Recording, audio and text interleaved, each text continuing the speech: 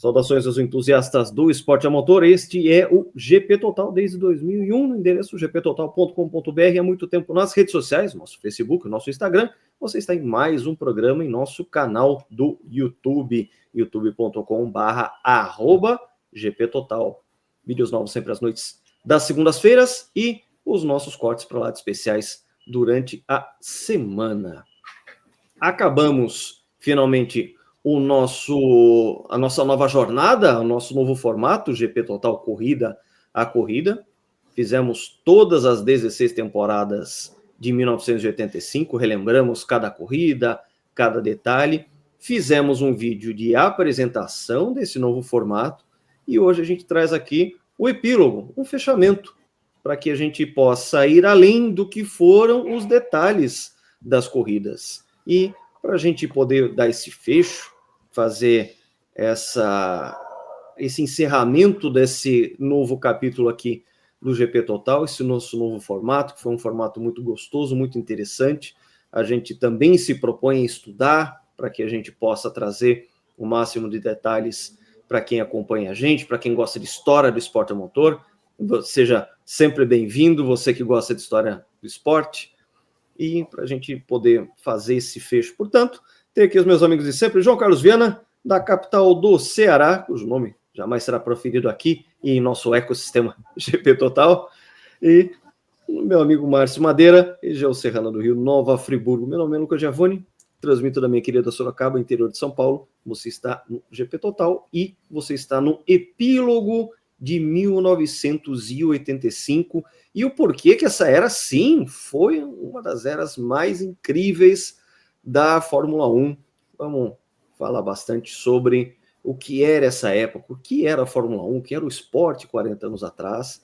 A gente já falou sobre as corridas, os detalhes, e agora a gente passa aqui um contexto de fecho, porque afinal de contas, a gente considera a temporada de 1985, ela estando no auge da era turbo, como uma grande era de transição entre pilotos, equipes, todo um contexto muito bacana para a gente desenvolver no programa de hoje. Eu vou começar aqui com o meu amigo João Carlos. Boa noite. 85 foi uma temporada muito legal. Vou colocar só um dado aqui, isso não é spoiler para ninguém. 8 vencedores em 16 corridas. E tem quem não goste. Boa noite. E tem quem não goste. Boa noite, Lucas. Boa noite, Márcio. Boa noite quem nos assiste. Bom dia, boa tarde, depende de estar nos vendo. Lucas, você usar uma palavra que eu ia usar agora. É uma temporada de transição. Aquela Fórmula 1 no começo dos anos 80, quando surgiu Nelson Piquet, Alain Prost, Michele Alboreto chegando, Niki Lauda retornando à Fórmula 1 em 82, Keck Rosberg aparecendo como campeão. Aquela Fórmula 1, ela estava entrando está chegando ao seu crepúsculo.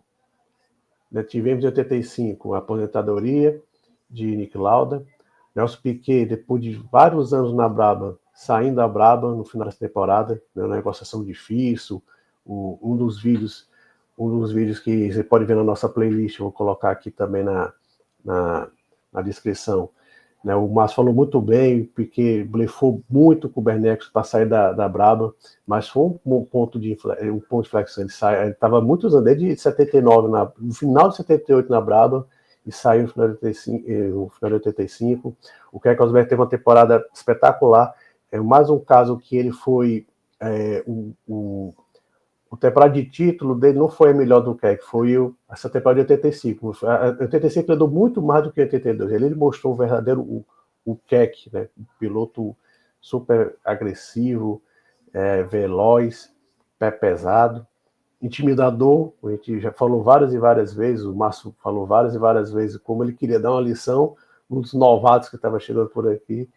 E a gente viu o auge de Alboreto, vice-campeão, fazendo corridas belíssimas. Mônaco foi uma das grandes exibições daquele momento na Fórmula 1. O Michele fez em Monte Carlo.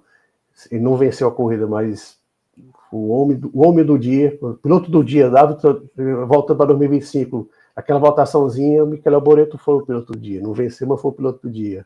Hélio de Ângeles, que tinha sido o terceiro colocado em 84, daquele jeito, daquele estilo clássico dele, e no final toda essa galera teve mudanças para surgir uma nova geração que estava chegando.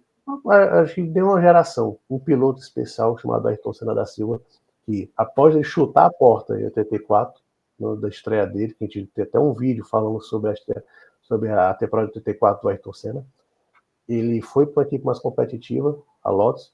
A gente tendo um olhar de 2025, a gente percebe que a Lotus, a chegada do Senna foi o último suspiro da Lotus, da grande Lotus. Então, quando essas Lotus meio fake que apareceram em 2011, naquela Lotus que surgiu em 2009, depois de 2011, aquela grande Lotus, o Senna foi o último suspiro daquela grande Lotus.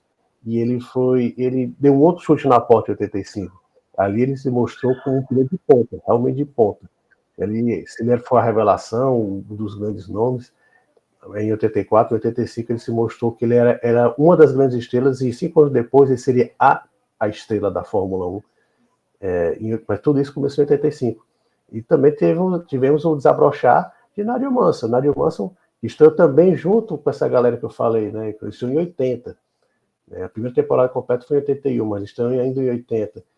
Considerado piloto rápido, mais trapalhão, inconsistente. De repente, ele, no finalzinho da temporada, ele consegue 2 vitórias consecutivas e mostrou um cara assim, muito rápido, com uma confiança absurda, e ele se tornaria uma das grandes estrelas de 86. Então, foi um ano de muitas de transição, teve despedidas, Nick Lauda se aposentou, também tivemos a saída das 2 equipes que marcaram no começo da década de 80, que foi a Alfa Romeo, que retornou em 79, tinha tido foi a primeira campeã da Fórmula 1 em 1950, ficou até 51, depois só voltou, primeiro com fornecedor de motor na década de 70, fornecendo motores para a Brabham, depois com uma equipe própria em 79, teve seus bilharecos, principalmente na época do André de Sérgio em 83, aí depois meio que desgregolou a equipe e ela acabou abandonando, principalmente a equipe Renault. A equipe Renault que foi uma equipe carismática ao extremo ali no começo da década de 80, que trouxe motores turbos, que o Lucas falou. A era turbo começou com a Renault. Em 77 ainda, o pessoal meio que até brincando, essa equipe, o que eles estavam querendo fazer, inventando esse motor subalimentado, de repente virou uma qualquer luxo, e todo mundo tinha em 85, todo mundo tinha motor turbo. Até quando a Tyrrell ainda começou com o motor Ford Corsa, mas logo foi para motor turbo, e a Renault, principalmente daquela derrota de 83, foi muito dolorida, né? Tem os lances, umas puladas de muro fora das pistas, mas não vou entrar em detalhes mais sórdidos aqui, e a equipe Renault meio que nunca se recuperou daquela derrota. Em 84 tinha um carro mais ou menos, em 86 foi um fiasco completo, e no final do ano ela fechou as portas. Então, foi um ano de muitas mudanças, gente chegando, gente saindo, e desembarcando por um final de Aratuba até 88, né, muito, muito forte, e claro, a temporada de 86, nós 3 aqui concordamos, foi a melhor temporada da história da Fórmula 1, não foi 2021. Lucas, eu sei, você passou 2 horas falando isso, que aquela temporada não foi melhor. Eu precisei justificar isso em 2 horas, cansativas 2 horas para quem está ouvindo. Pois é. Márcio, meu boa noite a você. Como que você enxerga essas transições em 1985? Boa noite, meu amigo. Boa noite, Lucas, João, amigos de casa. Primeiro peço desculpa por eu estar ridículo, com 2 casacos aqui. Inclusive, nada combinando um com o outro, mas já passei dessa fase de me importar com esse tipo de coisa. Tá aqui, foi bom, hoje tá fazendo, vai fazer. Qual a temperatura, Márcio, aí? Qual a temperatura aí? Eu não sei quanto tá agora, mas essa madrugada com certeza vai bater 0 grau aqui onde eu moro. Aqui está 28. Estamos igualzinho. Estamos igualzinho. Estou com 2 casacos e uma blusa térmica embaixo ainda. E olha que eu não sou exatamente uma pessoa friorenta, muito pelo contrário. Mas tá bem frio aqui. A gente tem um problema hoje aqui, que é justamente um bom problema. O problema da sintonia que a gente tem. Porque vocês usaram a palavra que era o centro da minha análise de hoje, que é justamente uma temporada de transição. Vocês 2 já anteciparam isso, né? 85 ela prepara, é como São João Batista que preparou o caminho para a chegada do Messias, né? 85 prepara o caminho para 86. É uma temporada, primeiro para quem considera que foi um porre, eu acho que essa pessoa, eu nunca tomei um porre, né? Eu nunca tomei um porre para saber, mas imagino que quem diga isso talvez esteja de porre, porque é uma análise que eu não consigo alcançar. Tem uma variedade imensa de engenharia na concepção dos motores, os caminhos dos motores, pneus diferentes, chassis muito diferentes e que foram evoluindo ao longo do ano. Então, meu amigo, é claro que às vezes a diferença de tempo é grande. A gente viu na Austrália a gente enfiar 3 segundos e 2 no L, mas o carro era igual, amigo. O carro era igual. Então aí vocês vão me desculpar, eu preciso bater nessa tecla.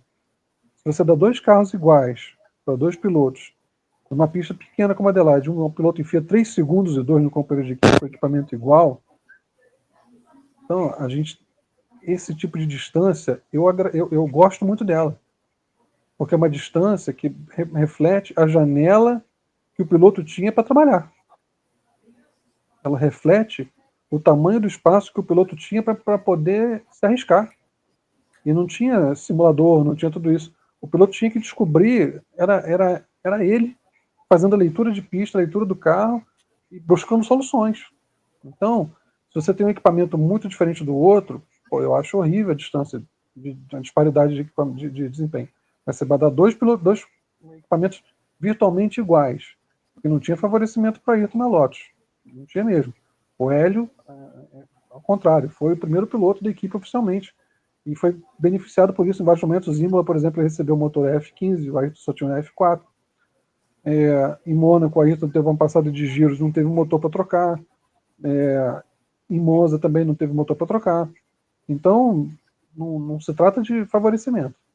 E quando você vê em várias pistas botando mais de um segundo, chegando a esse cúmulo de botar 3,2 na Adelaide, essa distância, amigo, eu acho muito boa. Eu acho muito boa porque você está diferenciando. Eu não vou falar o nome dos meninos, porque De Angelis era um baita piloto. Mas você está diferenciando o gênio do grande piloto. Está diferenciando o gênio, o diferenciado. O Ayrton foi, muito provavelmente, o piloto mais rápido da história em classificação. Muito provavelmente. Você vai botar nessa discussão, você vai ter o Fangio, vai ter o Clark, vai ter o Ayrton e pouca gente mais. É difícil você... Talvez você possa falar de Hamilton, mas é muito difícil você dizer que houve alguém mais rápido do que Ayrton Senna em volta de classificação. E ali, em 85 e 86, ele teve todo o espaço do mundo para mostrar o quão rápido ele era. E o contexto valorizou isso. O contexto deixava o piloto numa situação... Cara, você pode ir além. Vai ficar crítico isso aqui. Vai ficar muito crítico. O carro vai começar a chicotear para tudo quanto é lado, mas dá para ir além. Potência para isso tem. Motor para isso você tem. Agora, vai ter que James Hunt tinha, né, grande, vai ter balls para isso. Então, Big balls. Vai ter, Big balls. vai ter car control, vai ter o controle do carro. Então, se esse é o argumento, eu bato de frente. Eu bato de frente.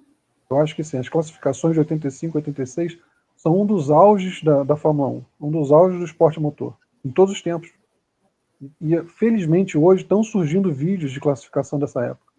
Tem vários disponíveis. E é para parar e ver, cara. Porque é lindo de ver. Os carros tinham muita potência e não tinham controle. Estou me repetindo nesse sentido. Mas é isso que tornava essa distância tão grande. Porque a potência estava lá, mas o controle não estava. O controle tinha que vir do braço, nos pedais, no footwork, no pé, pois é. Então você tinha como diferenciar. E às vezes um piloto ficar 1, 2 segundos mais rápido que o companheiro de equipe. A gente viu em Adelaide Mansell enfiar 1 segundo e 3 no Keck. Você imagina como hoje o Mansell foi. E o Keck era muito bom em pista de rua. Né? O Keck fez o que fez em Silverstone. Aquela volta assassina. A volta do Keck em Silverstone é provavelmente o auge da carreira dele, um dos auges da história da classificação. Quando teve aquela chuva e ele já tinha pole, e o Patrick permitiram que ele voltasse para mais uma volta, porque ele sentiu que tinha mais. E, enfim, pneu com bolha, o carro atravessando, é uma volta um dos auges. Então, não dá para dizer, desculpa, não dá para dizer. Não é canal sério. Tá? Quem fala que isso não corre, a pessoa não está fazendo, não é trabalho sério. Desculpa dizer isso. Mas isso não é coisa séria. Não é sério. Isso é para ganhar. Isso é clickbait, para provocar. Isso aí é bait, isso é caça-clique.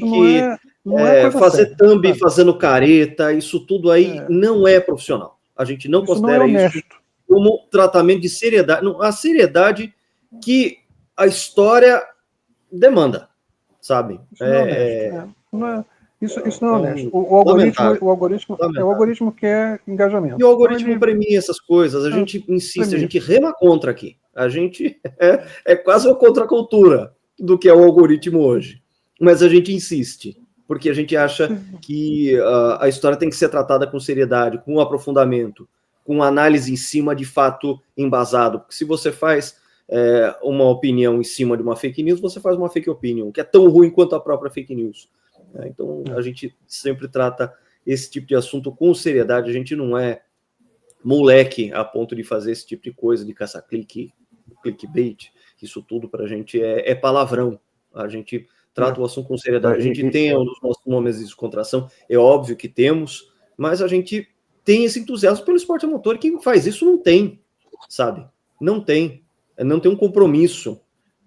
Não é mais uma questão de paixão, é uma questão de querer aparecer mais do que o próprio fato que ele está analisando. A pessoa vira um personagem e acaba caindo, inclusive, no constrangedor. Personagem caricato. Um personagem caricato. Sabe? E o que a gente menos precisa na internet é esse tipo de comportamento. Mas a gente está aqui para falar do quê? Falar do que era o que é esse contexto. O que era a Fórmula 1 40 anos atrás? Que não era um Ford. Era esse tipo de coisa. Você tem 1000 cavalos, câmbio manual, embreagem no pé, sem nenhum controle eletrônico. O gerenciamento do motor era eletrônico, mas não tinha nenhuma eletrônica embarcada. A gente vai ter o gerenciamento eletrônico do motor se espraiando para outros sistemas do carro só depois do final da era turbo. E aí sim começa o que eu chamo de era eletrônica.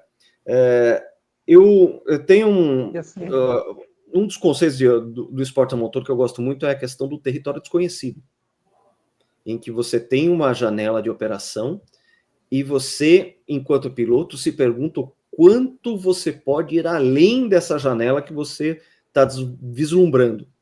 E você tinha a situação de você ter motor preparado com turbo especial, radiadores menores, pneus de qualificação. Então, essa janela de operação ganhava uma nova perspectiva.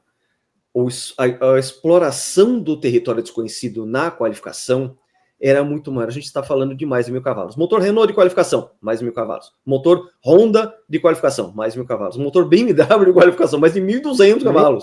Ninguém sabe. Então, porque existe o próprio Nelson Piquet fala, olha, o dinamômetro da BMW ia só até 1.250 cavalos. Ele quebrou o dinamômetro.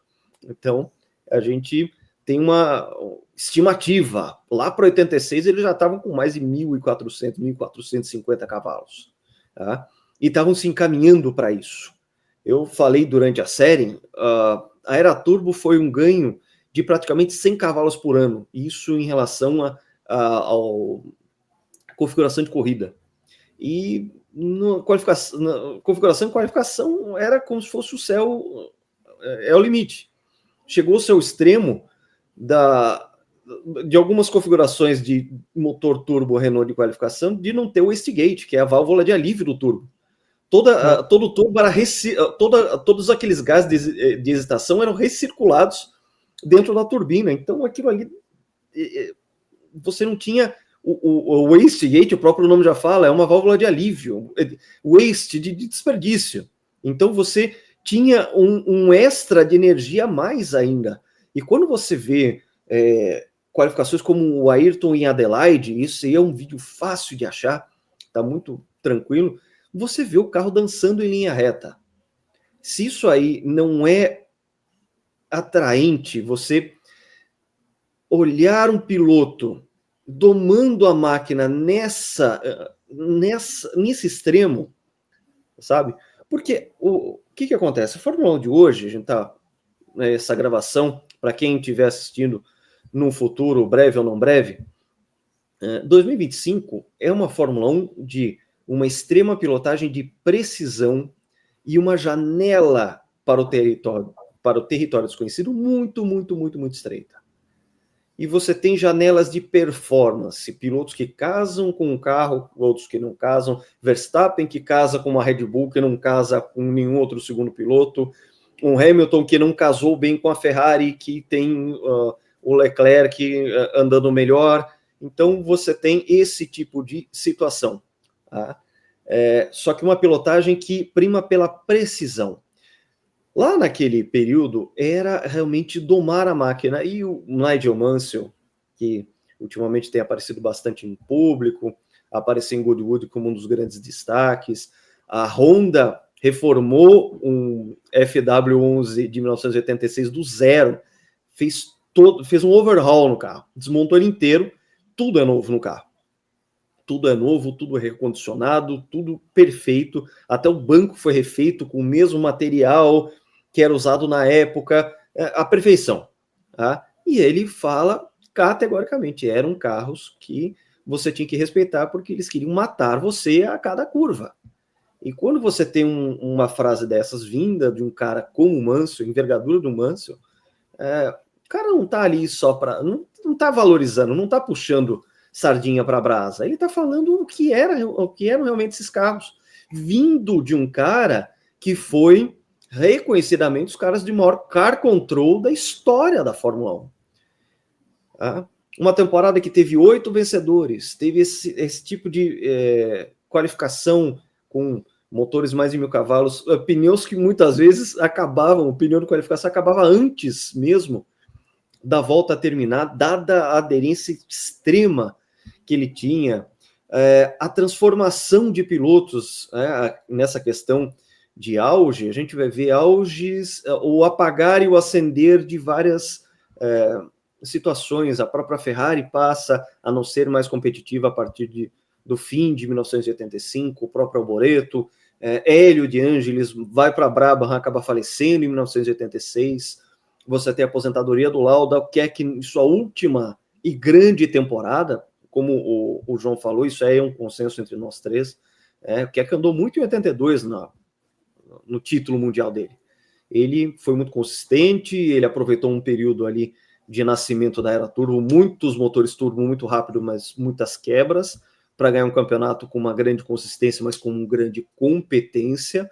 Algumas provas brilhantes em 83, ainda com a Williams aspirada, mas acaba sendo consenso nosso que em 85 o Keck Rosberg foi absolutamente genial. Ele mostrou uma pilotagem espetacular e que casava muito bem com aquele carro, o FW10 que ele estava pilotando, que permitia esse tipo de abuso, esse tipo de desaforo que ele não teve na McLaren, que era de uma pilotagem ultra fina, de um equipamento que foi afinado primeiramente por Niki Lauda e depois Niki mais Alain Prost, com pilotagens extremamente finas, de grande precisão. A gente foi ver o quanto Prost era preciso quando a gente teve contato de Alain Prost nas onboards, isso alguns anos depois.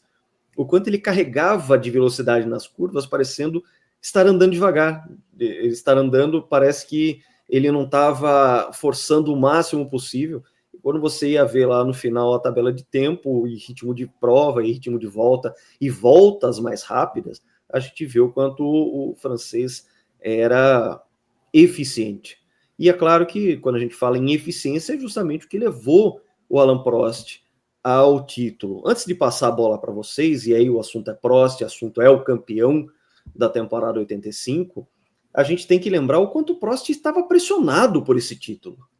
Porque é uma coisa que parece que o Prost foi lá, foi vencendo, o carro não quebrava, então ele conseguiu, herdou vitórias, mas isso acaba até tirando o mérito de um cara que estava extremamente pressionado, guardou lembranças, aprendeu lições em 1984 com o melhor professor que ele podia ter, chamado Niki Lauda, para pôr em prática um plano de finalmente ser o primeiro francês a ser campeão mundial. França que teve grandes nomes de Grand Prix. A França inventou o Grand Prix. A gente tem que lembrar que o berço do Grand Prix é a França. Eles são o berço, o inicial, o geminal do esporte a motor na Europa.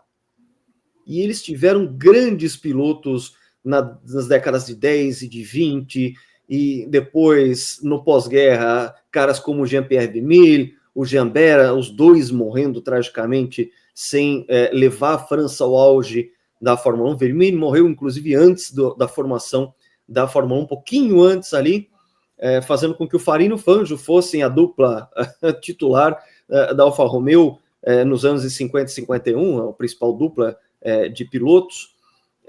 E depois todo aquele esquadrão dos anos 70 com Depailler, Sever, Pironi, Jarier, Arnoux, Jabouille e tantos outros, vai faltar memória para lembrar de tanto francês, e toda aquela luta para que a França, vendo ali a Itália ganhar, mesmo que fosse lá com desde Ascari não ganhava, mas tinha a Ferrari, toda a mística que envolve a Ferrari, os tifosi, títulos para a Grã-Bretanha, aí a gente pode separar Inglaterra e Escócia, eu prefiro separar, afinal de contas a gente teve dois escoceses geniais na figura do Stewart e do Jim Clark, e a França ali, vendo a Austrália ganhar título mundial, esse país de terceiro mundo chamado Brasil ganhar títulos mundiais com dois pilotos até então, né, o Emerson e o Nelson, e a França nada, né, a Áustria ganhando, enfim, era uma situação bastante incômoda para os franceses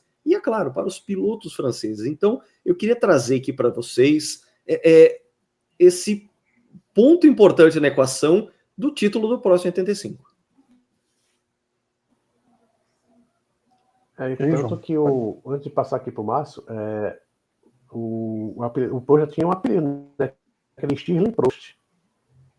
Que o Stirling Moss, grande piloto da década de 50 e 60, piloto extremamente carismático, ele nunca venceu um título. Então o pessoal já estava chamando ele de Stirling Prost, porque ele perdeu o título de 83, de 84 por meio ponto. Mesmo 82, se for considerar. Eu ia falar de 82. Um pouquinho mais favoráveis, ele já seria campeão em 82. Sim, por uma questão ali da Renault, que eu queria usar as peças nacionais, e acabou que essas peças que quebravam, e o Prost se viu fora da luta pelo título, uma luta mais ferrenha. Acho que acabou em terceiro lugar em 82, mas se ele tivesse vencido uma corrida a mais, e várias corridas ele teve na mão em 82, ele ficou perdendo. O 83 ele estava com o título na mão, ele chegou a abrir 14 pontos no Nelson Piquet e levou a virada no final. Em 84, as vitórias, ele perdeu o título para o Lauda por meio ponto. Então o Prost era um piloto bastante impressionante. Havia essa pressão sim, havia. Então, as grandes rivalidades que tinha os pilotos franceses também passavam por isso. Por exemplo, o Prost e o Arnoux, quando foram perder a equipe na Renault, saíram totalmente brigados e nunca tem uma relação muito boa até o final da carreira do Arnoux em 89. Né? Tem várias histórias do Arnoux como retardatário parando o Prost, para o Prost perder tempo de propósito. Então, o Prost ele tinha toda essa pressão de ser um grande nome francês, já não tinha tantos. O Lucas falou muito bem, nos anos 70 foi no auge, tem o Volante Elf, o Volante Shell, mas naquele momento o Prost era um grande nome, né? Ainda tinha o Patrick também correndo na Renault, mas a Renault a gente falou aqui já bem abaixo, e o Prost era a ponta de lança da torcida gaulesa, e ele fez um campeonato. Quem assistiu que o Corrida Corrida, a gente pode até parecer assim que parece nem o Prost não é nem tanto citado, mas porque o Prost ele foi muito sagaz, ele foi muito eficiente em todo o campeonato, né? Até eu estava conversando um pouquinho antes da gravação, o Prost ele era um piloto mais forte, mas não necessariamente o mais rápido. Mais rápido, a gente falou, o Márcio até bateu muito nessa tecla, foi Senna e Keck. Senna e Keck foram os pilotos mais espetaculares, mais rápidos, mas o Prost, ele sempre foi o piloto mais forte. É tanto que essa ideia do professor, todo mundo conhece o Prost, o piloto cerebral, surge muito daí. Se você olhar até para 85, o Prost venceu 5 vezes. A única vitória assim, que foi assim, bem incontestável do Prost, que ele foi o piloto do dia, novamente essa expressão, foi no Grande Prêmio do Brasil. Ele ficou ali atrás do Keck, o Keck quebrou, depois ficou atrás do Alboreto. Sempre você via que o Prost tinha mais carro, tá? O carro mais equilibrado, o Alboreto errou a marcha, o Prost despecou na frente. Mas nas outras vitórias, tinha sempre alguém abandonando, mas o Prost estava sempre ali. O Prost estava sempre ali em segundo, em terceiro, em quarto, sempre ali pronto para... Se alguém abandonar, se alguém bater, quebrar, ele estava sempre ali pronto para aproveitar todas as chances. A última vitória no 85, por exemplo, foi muito claro. O Grande Prêmio de Monza, o Grande Prêmio decisivo demais, foi um grande turning point daquela temporada, é bom de relembrar, porque até Monza, desculpa, o campeonato estava muito equilibrado entre Prost e Alboreto. O Alboreto foi um grande ano, a gente vai falar um pouquinho mais, e foi ali que o Alboreto, foi o caso da carreira do Alboreto, né, até o final da carreira dele, em 94, ele não repetiu as grandes exibições que ele teve em 85, e o Prost meio que desgarrou no campeonato com o Maltito, tanto que ele venceria 2 corridas depois em Brands Hatch. E ele estava em segundo, o Keck Rosberg bem na frente dele, e o Keck quebrou, faltando poucas voltas, menos de 10 voltas, e o Keck quebrou. Então, é um exemplo. Ele, de várias corridas, o Grande Pedaço, o Lauda, que tinha anunciado que ia se aposentar, fez uma grande corrida. O Lauda não fez uma grande temporada, mas teve alguns pontos que ele se destacou, conseguiu sua última vitória em Zandvoort, que foi também... A gente falou tanto de despedidas, né? O Zandvoort antigo e Kyalami antigo se despediram em 85. E a última vitória do antigo, o circuito de Zandvoort, foi do Lauda, segurando o Prost a corrida inteira. E na Áustria, o Lauda tinha tudo para vencer, se preparou para vencer e quebrou. Quem que aproveitou? Alain Prost. Então o Prost ele soube usar aquele momento que os motores turbo já tinham um desenvolvimento muito maior, lógico, né? A gente falou que um pouco em 82 que os carros quebravam muito, mas em 85 já era os motores já estavam mais desenvolvidos, mas na mesma forma eram muito frágeis, quebravam muito, tinha muito turbo estourando, motor estourando, e o Prost se aproveitou que a McLaren construiu um tanque, que aquele carro da McLaren raramente quebrava, não quebrava de jeito nenhum, e o Prost, muito pressionado, talvez uma discussão. Será que o Prost tinha necessidade de andar mais do que ele andou naquele ano? Ele pensou, de repente ele ficou mais...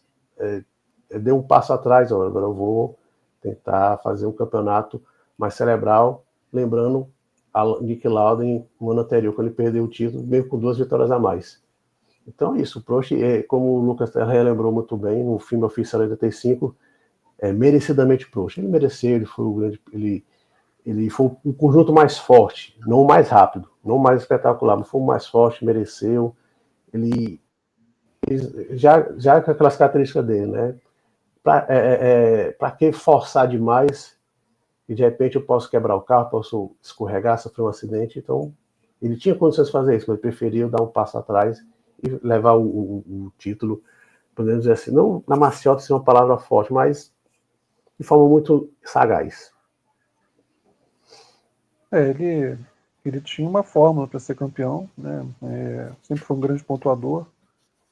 Até quando você começa a brincar com um piloto que ele não é, sacanear um piloto que ele não foi campeão, é porque ele já está fazendo por merecer, né? Quando você chega ao ponto de dizer que alguém não tem um título, é porque já está fazendo por merecer isso. Você não vai implicar, desculpa, com César, você não foi campeão. Não pega isso, né? Não estou falando mal do nosso patrono, mas lá do lado B, né? Mas vocês entendem o que eu estou dizendo. Então, o Prost, na verdade, ele estava entrando na fase de auge dele, muito pressionado, principalmente depois da desclassificação em Imola, que ele venceu aquela corrida lá na pista, mas por 2 quilos de peso o carro foi desclassificado. A vitória acabou caindo no colo do De Angelis, que não lhe deu nenhuma volta, a gente já falou sobre essa corrida. E naquele ponto o Prost realmente muito fantasma na cabeça, falou, pô, de novo, vai acontecer de novo. Só que você olha, quando eu falei que era uma temporada de transição, a maior parte dos conjuntos ou estavam no fim de arco ou no início de arco. Como um conjunto que tem interseção. As linhas se cruzaram, mas não se cruzaram no auge. Por mais que a gente possa dizer que o Keck estava no auge, a Williams não estava. A Williams foi crescendo ao longo do ano. né? Ela vai fechar o ano no auge, mas o arco da carreira do Keck, a última vitória da vida do Keck foi a Adelaide 85, a última vitória dele. Então, o Keck estava encerrando o ciclo, o Nick Lauda estava encerrando o ciclo, o Hélio De Angeli estava encerrando o ciclo, o Piquet saindo da Brava, mas ainda tendo um segundo momento de muita competitividade. E por outro lado, o talento geracional do Ayrton amadurecendo. O Ayrton passou por um momento de muita depressão pessoal mesmo, na pré-temporada, com a paralisia facial. Ele teve um momento também de um desafio muito grande pessoal para ele, achando que a carreira estava indo embora, que nesse momento, inclusive, o Nuno Cobra foi bastante importante para ele, no mental dele, para trazer ele de volta, porque ele estava em depressão.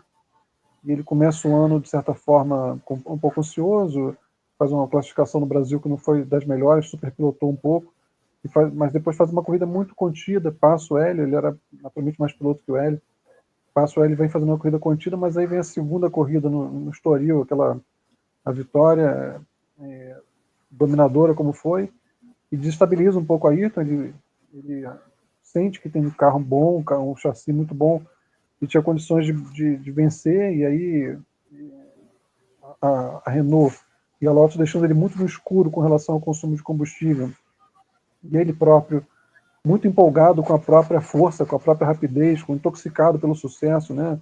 E eu não estou criticando, tá? É inevitável isso. Você descobrir que você é o piloto, você olha para a Fórmula 1 a vida inteira com objetivo, e de repente você descobre que você é possivelmente mais rápido que todo mundo ali.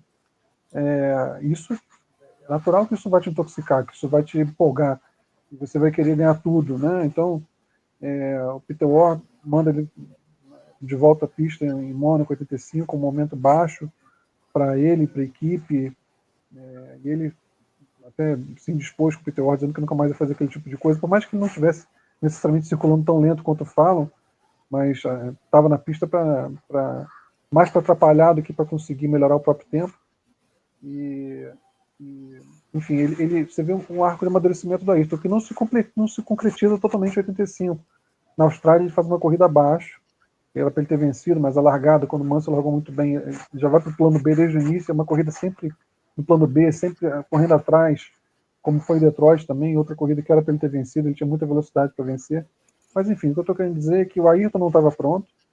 As 5 corridas que ele pontua em sequência no final do ano, que ele faz 5 pódios seguidos entre a Áustria e Brands Hatch, nesse momento ele soma praticamente tantos pontos quanto o Prost, que faz 29 pontos ali. Se a gente considera que o Brands Hatch ele provavelmente teria vencido se não fosse pelo Keck, ou possivelmente teria vencido, ele talvez tivesse marcado mais pontos que o Prost nessa sequência aí. Ou seja, ele tinha potencial para poder somar muitos pontos e, teoricamente, talvez ser o segundo, o conjunto vice-campeão bem perto do Prost. Mas não estava maduro e não adianta. O Ayrton, um piloto que tinha muitas lutas internas, né? Ele tinha muito de Villeneuve nele, por mais que admirasse o Lauda, ele tinha muito de Villeneuve. Ele tinha que lutar contra os próprios impulsos, e isso foi uma coisa que acompanhou até o fim da vida, mas em 85 era muito mais latente ainda, muito mais visível, que ele lutava contra os próprios impulsos. Em 86 ele vai fazer uma temporada muito mais madura, uma temporada de campeão do mundo, vai somar todos os pontos que teve condição de somar, mas em 85 ele teve que passar por esse... E é irônico e curioso, porque em todo o período dele na Lotus, 85 foi certamente o ano que ele tinha mais potencial para ser campeão. Se teve um ano na Lotus que ele teve chance de brigar por título, foi 85, mas a Lotus só coloca o GOJ, né, o medidor de combustível a partir da Alemanha, e ainda assim um sistema arcaico, que demorava 10 voltas para ter um retorno de se estava economizando, se não estava, se o ritmo estava bom, se não estava. Então ele aprende muito a controlar, muito do brilho do Ayrton se perde ao longo do ano, porque ele tem que se controlar. É uma Fórmula 1 a gente tem que lembrar muito pautada, como o João falou, pela fragilidade mecânica e também pelo consumo de combustível. A grande força da McLaren Porsche, de fato, era chegar até o fim da prova e economizar combustível, algo que a Honda foi se aproximando muito e em algum momento chega a superar. A virada se dá em 85, que a Honda supera a Porsche. No começo do ano, o Alain venceu no Brasil, mas a gente tem que lembrar que foi a terceira vitória seguida dele. Ele já tinha vencido as 2 últimas de 84. Ele era o conjunto dominador da Fórmula 1 naquele momento, mas ao longo do ano a Porsche se depara com um teto de desenvolvimento, um limite de desenvolvimento que ela não consegue mais acompanhar em classificação e mesmo em corrida. A gente lembra na África do Sul que o Prost não conseguia passar o Mansell, e quando o Keck chega atrás dele, passa com facilidade. A Honda realmente supera a Porsche ao longo desse ano. Então o João lembrou bem de pistas que estavam saindo, Zandvoort, Kyalami, Brands Hatch ainda ia aparecer em 86, mas também estava no fim, já não cabia mais os carros ali. Outras que estavam chegando, como a Adelaide. Então é um momento de transição para pilotos e um momento de transição para equipes, para pistas também. E para equipes. Eu já vou passar a bola para você, João, mas só para enfatizar, a concorrência, o outro piloto que estava no auge, teoricamente era o Nelson Piquet. Né? Só que o Nelson não tinha equipamento para enfrentar o Prost. Ele foi tão piloto quanto. A temporada do Nelson é subestimada demais. Ele pegou um carro que no início do ano não funcionava com o pneu Pirelli, saía de frente demais, ele transformou esse carro num carro competitivo. Genial a temporada do Nelson, 85. Ele mostrou toda a categoria, toda a classe dele, mas ele não teve equipamento para poder brigar pelo título no ano inteiro. Ele foi competitivo no final, na reta final da temporada. Então o Prost, ele, justamente pela riqueza da temporada, que foi justamente alguns conjuntos, sobretudo Lauda, Keck, que estavam encerrando seus ciclos, e outros, como o Mansell e o Ayrton, que estavam chegando, a concorrência não estava no seu prime. O Nelson, que poderia ser um piloto para enfrentar o Alain, não estava no equipamento para isso. Não estou desmerecendo o Prost de forma alguma. Ele fez um campeonato no topo do que ele podia fazer. A gente for pensando na lista dos pilotos mais espetaculares do ano, ele foi provavelmente o quinto. Atrás de Ayrton, Keck, Nelson, Alboreto e ele o quinto, provavelmente. Mas ele estava sempre lá, como o João falou. Sempre lá, sempre lá. E aquilo, não pode não ter sido espetacular em classificação, foi forte em corridas, mas no campeonato foi a grande referência, o conjunto a ser batido. Vai lá, João, desculpa, falei muito aí. Não, sem problema. Eu estava justamente, tu estava falando aqui sobre o Ayrton, né? Eu estava pensando que se ele tinha um potencial para ser campeão mundo em 85. Eu estava pensando, sabe, a gente sempre, ao longo dos vídeos, reforça o convite, tem a playlist, quiser assistir todos os vídeos aqui, é enriquecedor para quem quer conhecer a história da Fórmula 1, e é uma prova de que a Fórmula 1 do passado não era um porre. Eu estava, quando a gente falou assim, muito do Ayrton como ele sempre um piloto mais rápido, mas sempre acontecendo alguma coisa, né? E eu poxa vida, será que se ele tivesse mais vitórias, 1 ou 2 vitórias que ele poderia ter vencido, como seria? Porque não é simplesmente você colocar uma vitória a mais 9 pontos, para ele de repente estar olha, ele poderia tivesse 9 pontos e ser terceiro lugar no campeonato, teria que ficar à frente do Keck Rosberg, mas assim, tem toda a parte anímica, tanto do Ayrton, como dos demais pilotos, das demais equipes. Então, por isso que eu sinceramente, Márcia, nessa parte a gente meio que discorda um pouco, porque eu não vejo a Lotus, principalmente, preparada para dar um carro para o Ayrton ao longo de todo o ano. Você vê que na metade do ano, o Senna estava carregando a Lotus nas costas, até ali a partir da Alemanha, da Áustria, você vê que o Hélio mal aparece, o Hélio desaparece ali. Acho que também porque, como ele percebe que o Senna era o dono da equipe, ele meio que chuta o baldinho, né? E o próprio Ayrton, ele, em vários momentos que ele foi espetacular, você falou muito bem, Márcio, na sua pesquisa, Detroit, quando ele tirou, acho que isso foi 75 segundos em poucas voltas do Keck. O Canadá, ele também foi um espetacular, mas são corridas que a vaca tinha ido para o brejo. E no Detroit foi por culpa do próprio Ayrton. Ele escolheu o pneu errado, escolheu o freio errado, depois ele não se entendeu com a equipe. Então, assim, eu não consigo ver o Ayrton, mesmo o potencial de. Ele era o piloto mais rápido, talvez o piloto junto com o Keck mais rápido, mas não com a força suficiente de brigar por um título ainda, porque ele ainda estava aprendendo. Ele estava chutando a porta de 85, porque, como você falou, ele de repente ele se viu na condição que ele era tão rápido, ou até mais rápido, de muitos daqueles caras que ele, há 2 anos antes, ele via só na televisão. Então, ele estava meio que dando uma carta de apresentação para a Fórmula 1, uma segunda carta de apresentação, na verdade. Ele tinha dado um 84, deu um 85 Cara, eu sou um piloto de ponta, eu sou uma estrela. Então, e muitas vezes ele corria meio solto e dava aqueles shows, demonstrava sua velocidade. O que ele fez em classificação, ele fez 7 poles. Tudo bem que depois ele até falou, tem uma entrevista com ele, que ele falou, eu trocaria essas 7 poles por 7 vitórias, mas foram 7 poles. Muitas das poles, como você falou, Márcio, espetaculares, como da Austrália, que é famosa, a volta, você tem no YouTube, vê, você encontra. Então, eu tendo a não achar o Ayrton ainda com o mesmo potencial ser campeão mundial naquele momento, mesmo potencial, porque também tem um detalhe, as outras equipes também tiveram problemas ao longo do ano, e alguns são bem conhecidas. A Williams teve os seus problemas de confiabilidade na primeira metade do ano, depois com os upgrades a confiabilidade melhorou e o carro melhorou muito. Piquet sem equipamento, leia-se, sem pneus. Então, assim, todo mundo tem seus problemas. A Ferrari desandou a maionese depois de Zandvoort. Então, tem todos os detalhes. Por isso que eu não concordo 100% por ele. Não estou dizendo que o Senna foi espetacular em 85, mas não a ponto de brigar político, porque ele ainda estava amadurecendo. Eu sempre lembro, quem tem a barba branca aqui, para lembrar da 4 rodas, botando aqueles vídeos, aquelas temporadas, os vídeos da temporada oficial da Fórmula 1, com narração do Reginaldo Leme, eu nunca me esqueço da apresentação do Senna em 87. O Reginaldo Leme falou assim: Ayrton Senna, provavelmente o piloto mais rápido da Fórmula 1, mas muito novo para ser campeão. Então, eu acho que ele ainda estava. Ele deu uma carta de apresentação muito forte em 85, sim. Eu não acho que a gente discorda, não, João. Quando eu falei potencial, eu quis dizer que ele tinha velocidade e foi o ano que ele teve o melhor equipamento à disposição dele na Lotus. Caiu muito ao longo do ano. Caiu muito, mas assim, ele conseguiu ser competitivo ainda até o fim do ano. Ele levou o carro nas costas. Essencialmente o fim do ano era ele contra o Williams. Né? Era ele contra os pilotos da Williams, foi o que aconteceu no fim da temporada. Mas o que eu quis dizer, ele tinha potencial, mas ele não acessou esse potencial. Ele não estava maduro para isso ainda, entendeu? Ele não, o Ayrton de 86, nas condições de 85, certamente teria feito mais. Estou falando só de 86, não estou nem indo para o Ayrton de 93.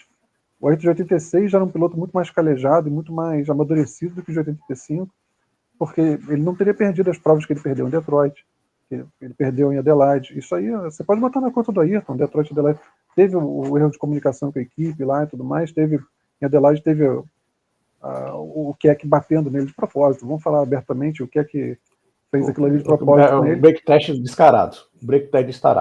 Foi, mas assim... Mas o Ayrton, de qualquer maneira, na volta seguinte, ele perde o box, porque ele vinha muito ainda... Sabia que a vitória podia ser dele, veio correndo muito, aí perde mais uma volta inteira. Ele cometeu erros, ele não largou perfeitamente, acabou caindo para segunda. O que só estava na frente dele por causa daquela disputa que ele teve com o Mansell, né? Então, o Ayrton Maduro não teria perdido Detroit, o Ayrton Maduro não teria perdido Adelaide, o Ayrton Maduro provavelmente não teria perdido Mônaco, porque não teria errado, não teria estourado os giros. Silverstone era para ser dele, mas a equipe teve aquela situação do sensor, ele não teve culpa nisso. A Alemanha era para ter sido dele, o Ayrton podia ter saído com 7 vitórias.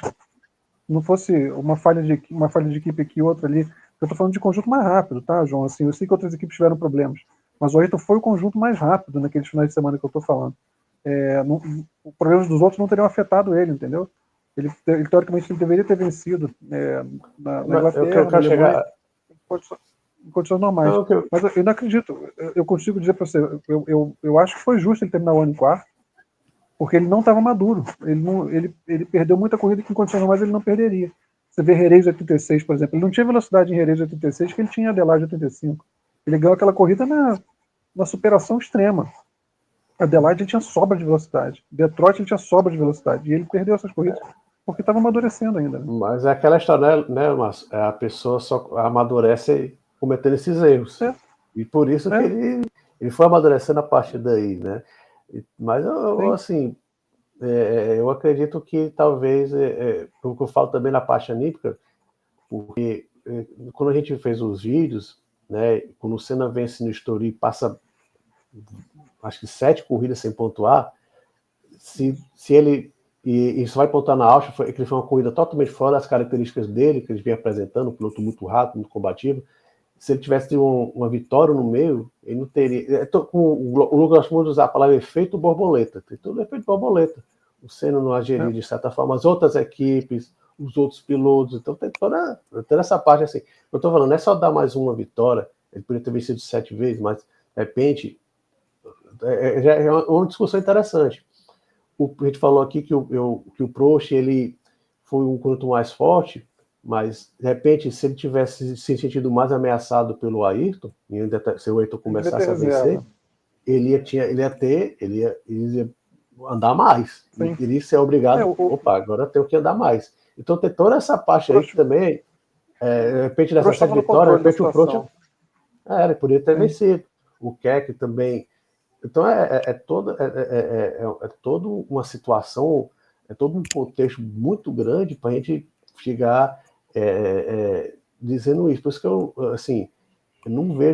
não via o Ayrton a ponto de brigar por um título ainda em 85 por tudo isso. A Lotus, o que eu estou falando, a Lotus desde o final de 82, quando o Colin Chapman morreu, entre aspas, morreu, não se sabe, né? Dizem que ele foi visto num Pantanal. A Lotus ali, ela estava vivendo do passado, da época do Colin Chapman. Era uma equipe que não, já estava abaixo de McLaren, de Ferrari, não precisa nem dizer, de Williams, da própria Brabham. Então, o Senna foi a última tentativa de dar a Lotus ser competitiva, como eu até falei lá atrás. Foi o último suspiro da Lotus preto e dourado de um Play Special, essa de verdade. Então era muito complicado o Ayrton chegar, brigar, porque ele não tinha equipamento também tinha isso. Ele estava levando, como você falou na Austrália, ele tinha velocidade, mas tinha tanta velocidade que às vezes ele se bananava, né? Tinha muita situação. Apesar de que já na segunda metade do ano ele teve pilotagens muito maduras, como foi Zandvoort. Ele chegou em terceiro com o Alboreto fungando um cangote dele. Então ele já estava amadurecendo. Em 86 ele já estava bem mais maduro. Eu acho que em 87 ele já estava pronto para ser campeão, mas em 87 ele já não tinha mais carro. A Lotus já tinha... Nem o Play Special era. Foi isso que eu quis dizer. Quer dizer, quando eu falei que o ano que ele teve melhor equipamento na Lotus foi 85. Por mais que tivesse problemas ali, o Ayrton de 87 no carro no contexto de 85 certamente teria feito mais pontos. Entendeu? Era um piloto que teria sabido... Em 85 ele estava muito empolgado quando ele sentia que tinha chance de vencer. Aconteceu em 84 também. Quando você pega o Ayrton, você vê a quantidade de constatações que ele teve em 1985. Se a gente começar a elencar, é muito complexo.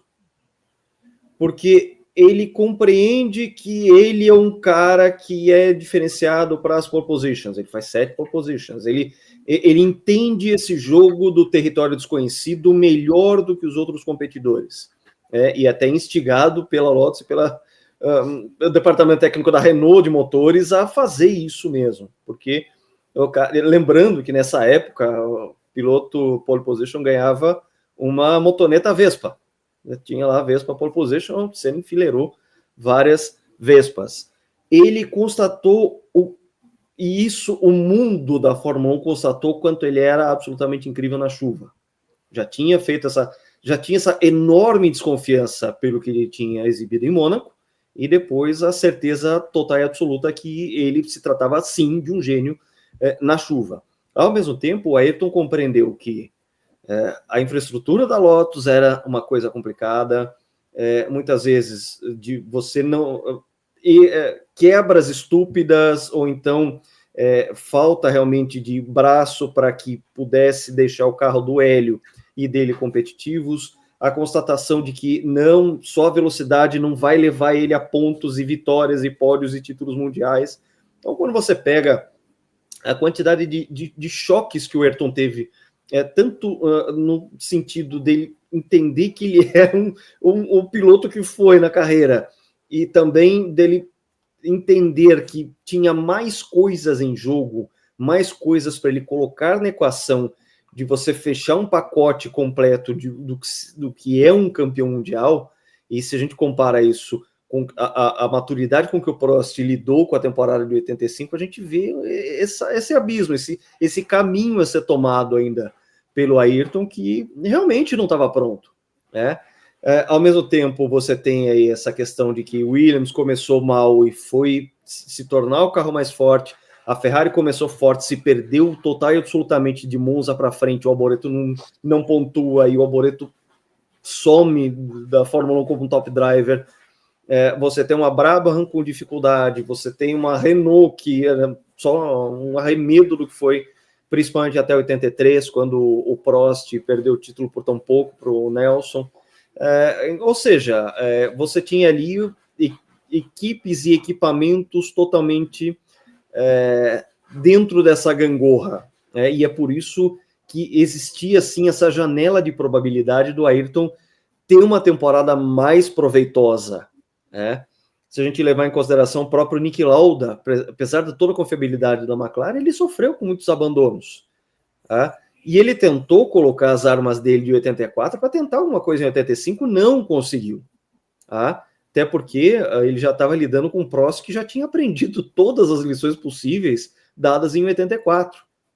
Tá? Então, você tem uma situação que sim, o Ayrton tinha todo esse potencial, já estava todo lá, mas não, a Lotus não permitiu, o próprio Ayrton, por erros de leitura e mesmo de aprendizado, de compreensão de mais coisas que envolvem a equação de ser um campeão mundial, de você apresentar um pacote completo. Isso passa por leitura de corrida, escolhas certas a respeito de equipamento, como é a questão, por exemplo, do freio, que fez muita falta em Detroit, de você fazer uma leitura de corrida como o Prost fazia nessa época, que era a coisa mais incrível possível, era a leitura que o Prost fazia, tá? E que levou a esse ansiado título de 85 e que, sim, lançou as bases para que ele se tornasse realmente o grande professor em 86, porque o Prost precisou passar por tudo isso, por todo esse calvário, ele relaxar na questão de realmente virar um campeão, e se não fosse toda essa trajetória, ele não seria o campeão em 86. Porque ele também passou por essas curvas de aprendizado, curvas muito diferentes do Ayrton, absolutamente diferentes. Eles que foram geniais nas categorias de base, eles tiveram arcos, as jornadas deles a respeito do aprendizado que eles foram tendo com o tempo, a curva de aprendizado de cada um foi muito diferente e acabou moldando essas duas personalidades, esses dois estilos, essas duas visões de mundo a colidirem a partir do momento que eles tornam companheiros de McLaren em 88. E isso é muito importante, muito interessante, porque a gente vê arcos totalmente diferentes de dois pilotos que já se mostravam absolutamente geniais nas categorias de base. Isso é uma coisa que a gente fala bastante. A gente fez um especial aqui sobre o Prost, né? Não foi só o Ayrton que esmerilhou todo mundo nas categorias de base, as fórmulas menores. Ele fez isso na Inglaterra? Pois bem, o Prost fez isso na França. Ele ganhou todas as Fórmula Renault e Fórmula 3 possíveis antes de entrar como titular da McLaren em 1980. O Prost também era um talento geracional incrível e teve uma trajetória de aprendizado para que ele se tornasse esse cara que ganhou o título em 85 e se tornou forte o suficiente para enfrentar a incrível temporada de 86. Um carro inferior, lembrando disso. Carro inferior. Sim, o Prost tinha o Prost também cresce com a vitória do título de 85, né? Por isso que a gente na temporada de 85 prepara tudo para 86. A partir de 86 já não é mais uma temporada de transição, uma temporada já de uma geração madura, né? Os quatro grandes amadurecidos, o Prost muito aliviado pela conquista do título, muito mais solto em 86 do que em 85. Agora, assim, é muito realmente incompreensível, tá? Não quero ficar voltando nisso, mas é incompreensível não ver valor na temporada como 85, porque você olha, tanto o Ayrton quanto o Keck lideraram mais voltas do que o Prost ao longo da temporada. E você tem sem artimanha, sem artificialismo, sem ficar apelando para punições e penalidades de grid e tudo mais, você conseguia ter corridas que não refletem o resultado do campeonato. Você olha no campeonato Prost em primeiro, Alboreto em segundo, Keck em terceiro, Ayrton em quarto, mas nas corridas você ia ver o quê? Dependendo da época do ano, Alboreto lá na frente, Nelson lá na frente, Keck lá na frente, Ayrton lá na frente, Prost também lá na frente, nem tanto talvez contra alguns desses, né, tanto que não liderou tantas voltas, mas as corridas tinham dinâmicas próprias. E o que importa é a bandeirada, cara. O que importa é você levar o carro bandeirada na melhor posição possível. Então, essa foi a dura lição que o Ayrton teve nesse ano, e o Mansell também aprendeu muito, de você ter que ser sustentável. Às vezes é frustrante você ter tanta velocidade e ter que andar abaixo da sua velocidade. Esse foi o grande arco do Ayrton Senna, de ter que andar abaixo da velocidade dele. E, paralelamente, enquanto o Nelson estava fazendo o carro andar, o Nelson estava fazendo a história da Pirelli no fim dos anos 80 deve ao que aconteceu em 85, o trabalho do Nelson ali. Então, foram muitos arcos, e você tem um campeonato que foi vencido com méritos, sendo que nas corridas a realidade era sempre variando, cada final de semana um conjunto se mostrava melhor, uma atualização fazia diferença, e o Prost não foi protagonista nas corridas como foi no campeonato, a menos que você 8 considere as últimas vencedores voltas. na temporada. É importante frisar isso aí, numa temporada de 16 corridas. Isso é uma temporada muito rica, entendeu? Porque não teve manipulação, foi natural. Você tinha conjuntos que eram muito rápidos, mas que não chegavam até o fim, que quebravam, ou que estavam amadurecendo. Você via o potencial ali, mas ele ainda estava sendo acessado, tinha uma curva de aprendizado a ser cumprida. E o Prost estava muito maduro, amadureceu muito com 82, 83, 84. Ele estava com peso grande sobre os ombros, mas à medida que o campeonato foi acontecendo, que ele viu o Alboreto ficando pelo caminho, já na reta final ele já é um piloto mais solto, um piloto mais tranquilo, que vai ser um piloto que vai fazer a temporada magnífica de 86, que foi provavelmente a melhor temporada dele, talvez junto com 90, mas a grande temporada do Prost provavelmente foi 86, foi um ano sensacional dele. E é muito interessante isso, você vê o contraste entre o campeonato, não foi, por exemplo, como 23, que o Max Verstappen dominou a tabela de pontos, você olha, ele dominou todas as corridas praticamente. Muita variação. Né? O Prost teve que ele teve que acreditar. Não, se eu andar nesse ritmo aqui, eu vou chegar até... Ele se controlou, como o João falou, ele não estava andando no limite dele. Ele estava andando no limite do que a lógica dizia. Se eu andar aqui, eu tenho a melhor chance de conseguir chegar até o fim com combustível. Muitas vezes chegava com combustível no limite, mas vou levar o carro até o fim. Ele era muito sutil na pilotagem dele, e essas qualidades eram premiadas. Da mesma forma que a classificação premiava a ousadia do Ayrton, ou do Keck, a corrida premiava muito a qualidade de um Piquet, a qualidade de um Lauda, a qualidade de um Prost. De você não só ser rápido, mas você ter um ritmo consistente, um ritmo... E o Prost era totalmente visionário na questão de pit stop, por exemplo. Ele tinha muito mais noção do que dava muito mais importância a isso da hora de fazer um pit stop, pneu que ia usar. Ele sempre foi um grande estrategista, talvez o maior estrategista que a Fórmula 1 já teve. Claro, se a gente for considerar o Ross Brown, mas eu estou falando como piloto sozinho. Pré-rádio, né? Alguém falando no teu ouvido o que você tem que fazer. O Nelson também era um grande estrategista, mas o Prost era brilhante nisso, né? E ele conseguia realmente manter um ritmo sustentável e apostar e acreditar que os outros não iam suportar aquele ritmo, que no final ele ia estar bem posicionado, ele ia conseguir chegar lá na frente. Enfim, campeonato muito rico, foi campeão com méritos, sem ter sido muitas vezes o protagonista no desenvolvimento das corridas. Mas no final, a aposta dele estava sempre pagando, né? Sempre pagando, e mereceu muito. Sim. E é um ano que, como eu falei, planta 86. Tanto que 86 começa com aquela guerra do Ayrton com o Mansell, né, Jacarepaguá e Jerez, mas tudo isso já começou em Adelaide 85. A Williams começa com força dominante em 86, ela já estava como força dominante na reta final de 85. Sim, a gente pode falar um pouco sobre esse desabrochar do Mansell, porque a gente já pintou colocamos aí em linhas gerais a respeito do que foi ele na Lotus, e parece pessoas diferentes, o Mansell da Lotus e o Mansell da Williams.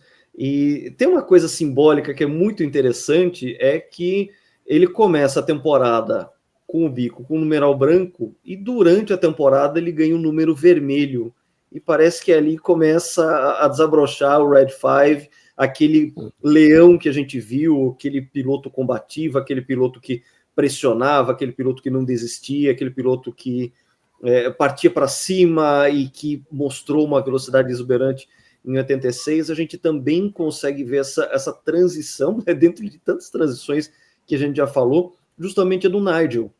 Porque se em algum momento alguém chegasse lá em 1985 e falasse assim, olha, eu vi o futuro e o Mansell se torna um grande campeão de Fórmula 1, um campeão ainda nas Américas, lá na Fórmula Indy, e o Alboreto, a partir do final de 85, não vai fazer mais nada na Fórmula, não consegue mais emplacar grandes resultados, ser o top driver que tinha sido em 85, a pessoa ia ser considerada maluca.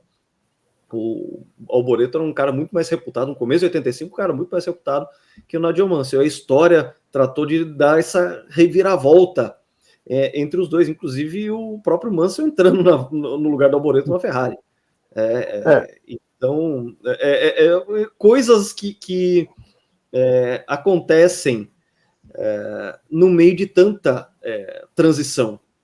Tá? Então, eu falo um pouco de Mansell, porque também vale a pena.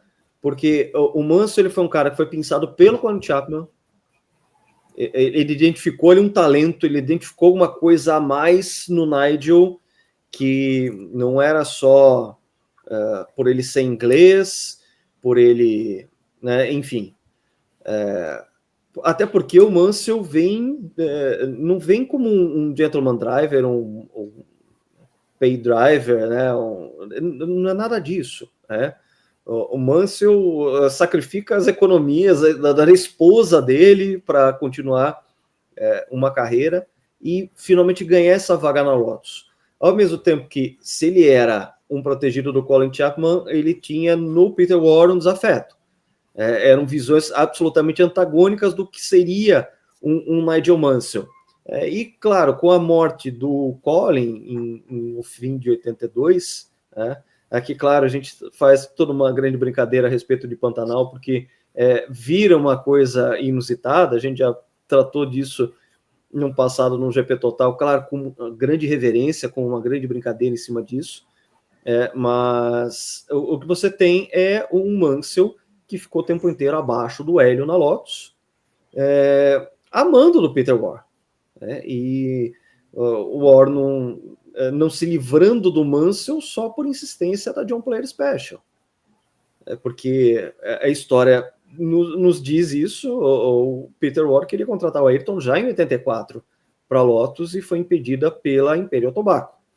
E lá para 85 foi feito todo um esquema, uma operação de guerra para levar o Ayrton para a Lotus, envolvendo a Souza Cruz aqui.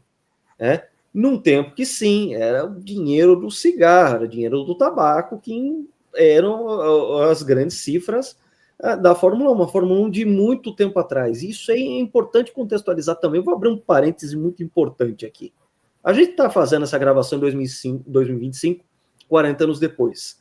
É muito fácil a gente olhar para trás e ver e falar assim, nossa, olha isso aí, essa Fórmula 1 cheia de cigarro. Todo mundo fumava nessa época. Todo mundo fumava no carro, fumava no restaurante, fumava dentro do avião.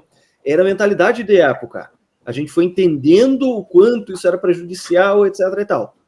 Né? A gente tem o episódio lamentável da ida da Fórmula 1 a Kyalami em 85, que também era a mentalidade da própria Fórmula 1 em se manter junto da África do Sul branca em meio à repressão, o recrudescimento do apartheid, essa doutrina horrorosa que separa povos, oprime, uma coisa absolutamente terrível e que teve o desfecho da pacificação via Nelson Mandela, via de Klerk e depois via Nelson Mandela na África do Sul. Isso é muito bem ilustrado no filme Invictus, a gente citou isso durante a série. A gente teve as mortes do Stefan Beloff e do Manfred Winkelhock durante a temporada, ainda que não fosse de Fórmula 1, foram em esportes protótipos, o Winkelhock em 12 de agosto, o Beloff em 1º de setembro, um no Canadá, outro na Bélgica, em plena Eau Rouge.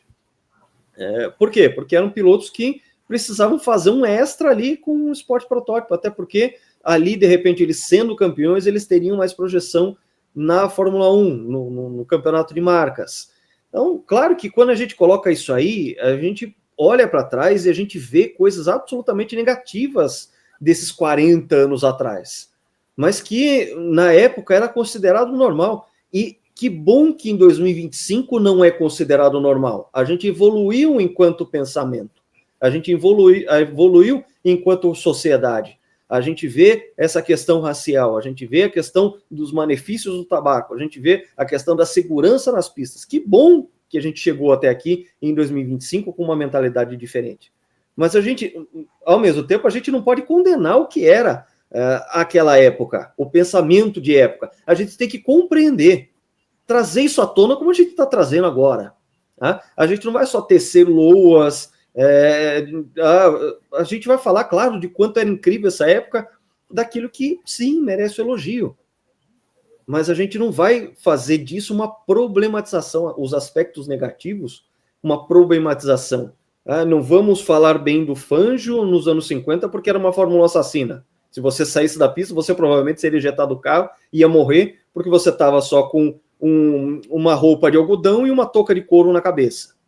E você vai falar assim, então era um bando de amador e maluco, então o que o Fangio fez não conta. Não é assim que as coisas acontecem, não é assim que uma análise séria, criteriosa e que quer realmente dialogar com o público que gosta do automobilismo vai se comportar. Você não pode problematizar isso aí. Você tem que trazer à tona. Falar assim, olha, essa era a mentalidade de época. É um episódio lamentável. E mesmo na época, por exemplo, a ida na Fórmula 1 para Kyalami já tinha, naquela época, todo bem polêmica essa saída.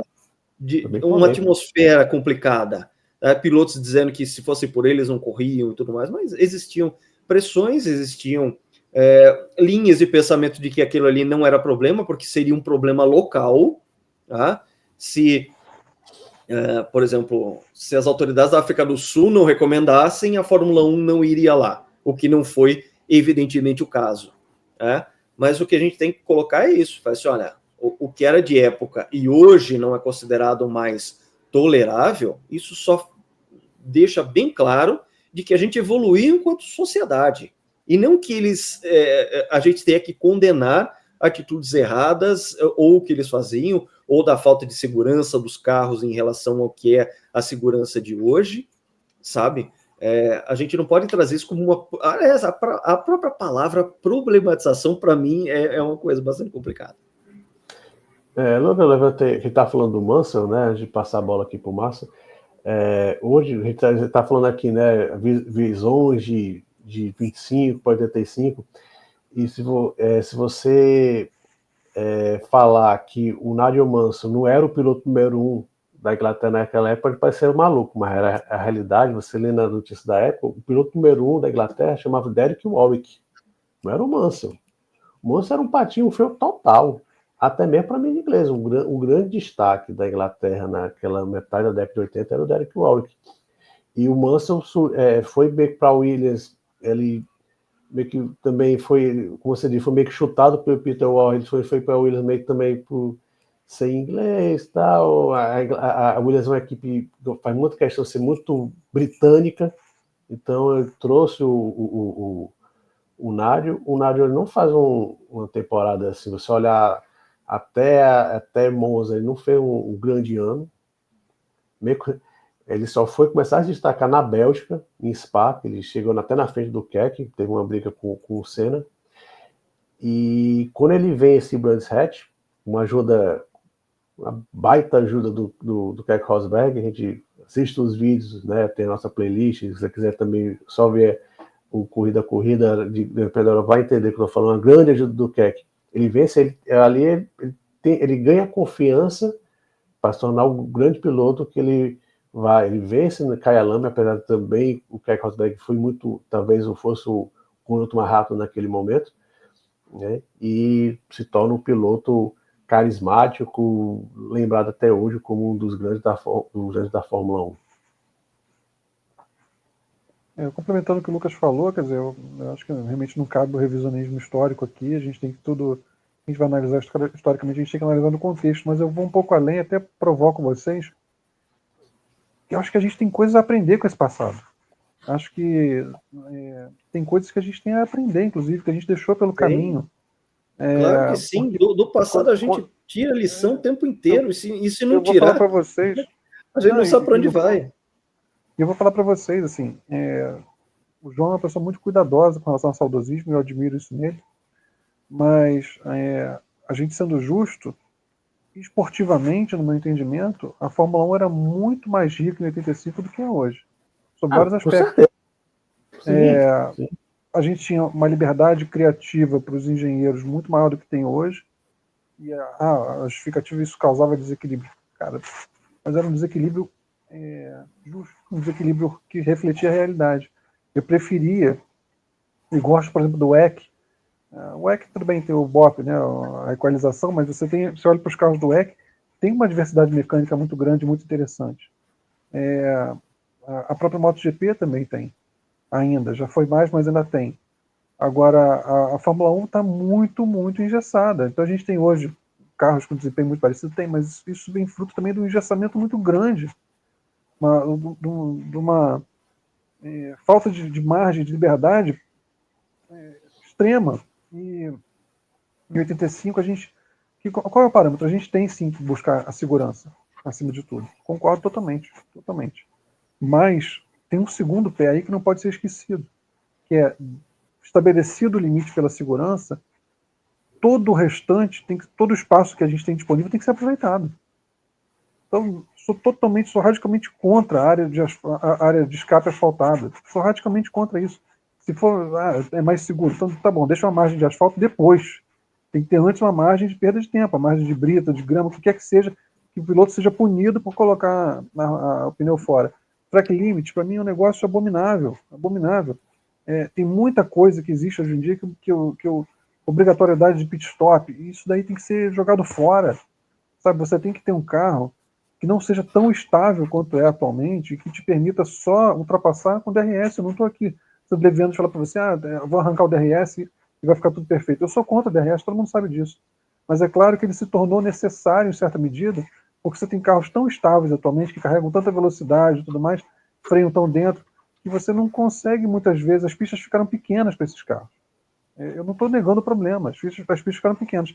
Agora, você tinha na Fórmula 1, quando eu lembro do Keck pressionando o Ayrton em Brands Hatch, que ele sai da Druid, ele bota o Ayrton na trajetória fechada na Druid, desce a Rio ali, a Surtees, ele enfia o pé antes, o carro derrapa, nessa derrapada ele já puxa o carro para dentro, pressão total no turbo, e vai descendo em direção a Surtees ali por dentro.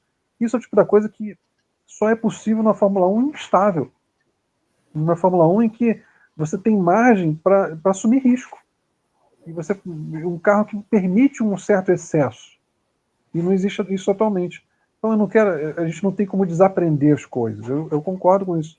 Mas o regulamento vai ser tão restritivo que seja restritivo no sentido de impedir que um carro. A Fórmula 1 não tem que ser tão híbrida quanto está sendo, de 50-50. Essa não é a essência do esporte.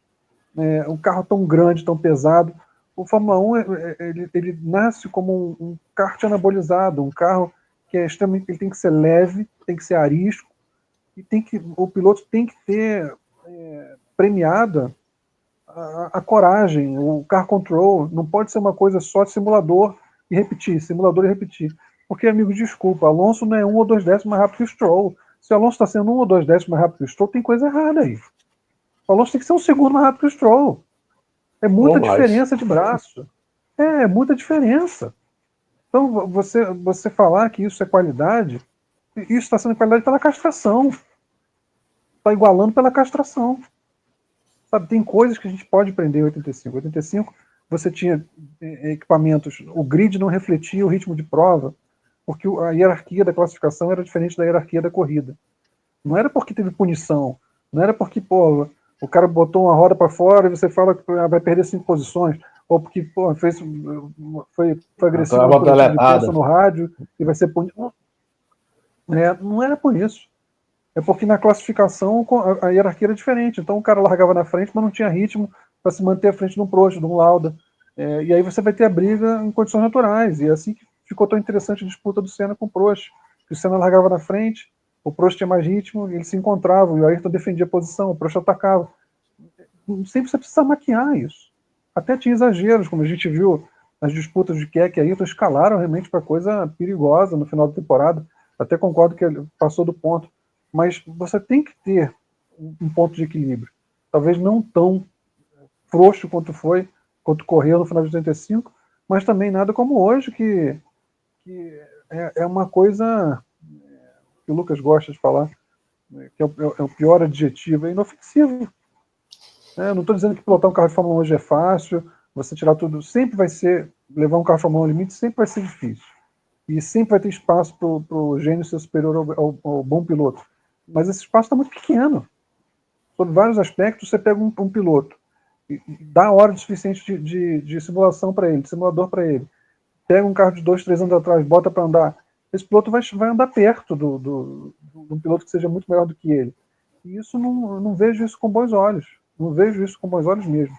Acho que eu pago o preço de você ter um piloto 1 segundo mais rápido que o outro, mas em nome de uma competição criativa, competição de cérebros também. Fórmula 1, automobilismo é uma competição de cérebros também, não é só de pé pesado, não é só desculpa, culhões. Não é só disso.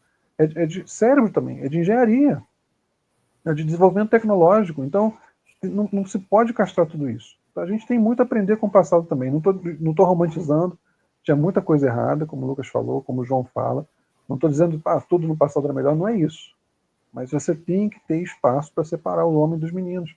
Tem que ter espaço para poder ter um motor com uma quantidade de cilindros diferente do outro, que vai funcionar melhor numa pista do que em outra. E aí numa pista o carro vai ser mais competitivo, na outra o outro vai ser mais competitivo. Tem que ter diferença entre eixos, tem que ter diferenças de comportamento dos carros e dos pilotos mesmo. Tem que premiar. O piloto é muito bom na volta de classificação, então que seja. Agora o piloto é muito bom em poupar pneu, então dá a chance desse piloto fazer uma corrida inteira sem trocar pneu. Dá um composto que no limite, com o piloto certo, consiga fazer a prova inteira sem trocar pneu. Sabe, volta a correr na chuva, vamos preparar um carro que seja possível de correr na chuva. Dá para se você vai restringe esse tipo de coisa. Características do carro para isso. Então a gente, sobre vários aspectos, a gente hoje não teria Portugal 85. A gente não teria, a Bélgica 85, como foi, não teria acontecido. Então, muita coisa legal que a gente viu em 85, a gente não veria hoje em dia. Então, a discussão está aberta, não estou aqui romantizando o passado, não estou querendo ser saudosista, mas a gente tem coisas que a gente deixou para trás. Evoluímos demais na segurança, maravilhoso, maravilhoso. Mas a gente deixou muita coisa para trás também. A gente exagerou em alguns aspectos na radicalização, na mudança, e apelamos para a artificialização. À medida que fomos perdendo emoções, muito entre aspas, a gente foi artificializando muita coisa, e eu não gosto do rumo que a gente tomou em vários aspectos. Os pilotos de hoje, em termos de talento natural, talento humano, são tão bons quanto os do passado. A gente continua gerando talentos, como sempre gerou, na engenharia e tudo mais. Só que muita coisa no direcionamento, eu entendo que foi equivocada sobre o aspecto esportivo. Acho que podia ser melhor. Eu estou me estendendo muito, não quero falar demais, mas acho que, como o Lucas e o João falaram, a gente não se trata de romantizar o passado, a gente não vai negar que houve muita coisa que melhorou, muita coisa que evoluiu, mas muita coisa também avançou num caminho errado, e a gente revisitar isso 40 anos atrás ajuda a gente a colocar em perspectiva que podia estar sendo melhor do que está sendo hoje. Com o que a gente sabe hoje em dia, a gente sabe mais do que sabia 40 anos atrás. Os pilotos são tão bons quanto, a gente tem grandes talentos no grid atual. Alguns dos maiores pilotos de sempre estão no grid atual. E a gente não está aproveitando esse contexto que a gente tem hoje em dia tão bem quanto podia estar aproveitando. Eu acho que... Só rapidinho, tá, Lucas? Só, João, aproveito para deixar aqui o espaço, a janela de comentários do canal, para que você que está acompanhando aí do outro lado, você que quer saber mais ou está tentando relembrar 1985, o que era esse contexto de 40 anos atrás, o que você pensa sobre isso também? Porque a gente está colocando aqui vários olhares, a gente está tentando ver sobre vários prismas essa Fórmula 1 de antigamente e fazendo essa ponte com a Fórmula 1 atual, em que sim, a gente tem todo esse conhecimento, a gente tem todo esse profissionalismo, toda essa tecnologia, mas que a gente tem que olhar para trás para ver como que as corridas se desenvolviam, como essa parte esportiva era, a questão do desafio ao limite, que era um desafio bem diferente do que a gente tem hoje em dia, a questão dos artificialismos, essa questão muito complicada de que a Fórmula 1 atual não consegue correr sob chuva, e isso é uma mistura de problemas técnicos, de concepção do carro, de uma visão deturpada do que condições de segurança, certo? Então, também, claro, fica o convite o convite para que vocês possam dizer o que vocês acharam do GP Total Corrida a Corrida. A gente gostou muito, a gente curtiu muito de fazer isso aqui, fazer essa jornada. A gente pensa assim com muito carinho em fazer várias outras. A gente está para trazer mais outros materiais muito legais para quem acompanha o canal. E para quem não acompanha, faça a assinatura das notificações, deixa o like para que a gente continue crescendo, remando contra a maré dos algoritmos. João, só queria passar esse recado, claro, porque a gente também está aumentando cada vez mais essa interatividade. O pessoal começa a comentar, eu agradeço. A gente lê cada comentário também, a gente toma nota e é claro que isso aí vai ajudar a gente a fazer crescer o canal. Rapidamente, o Márcio falou das comparações. Eu acho, ainda bem que o 85 não tinha uma palavra chamada sustentabilidade. Ainda bem que essa palavra não existia naquela época, porque você falou muito bem essa parte de diferença dos carros, o conceito de classificação e carro em corrida, né? Que hoje é praticamente, com ter um sistema do parque fechado, isso deixou de existir.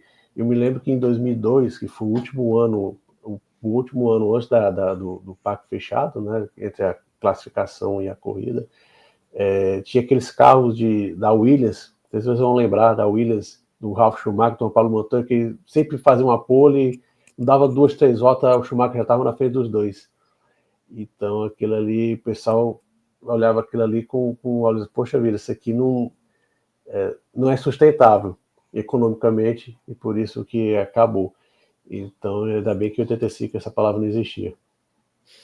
Só esse recadinho aí. João, eu nem vou defender, João, que a gente volte a ter motor de classificação. Não, era só o motor, tinha mapa, tinha alguns aperteiros aerodinâmicos, fechava o radiador. Mas dá para fazer algumas coisas que não iam causar impacto ambiental e não iam ter tanto impacto econômico também, sabe? Pneu de classificação, por exemplo, podia voltar a ter, né?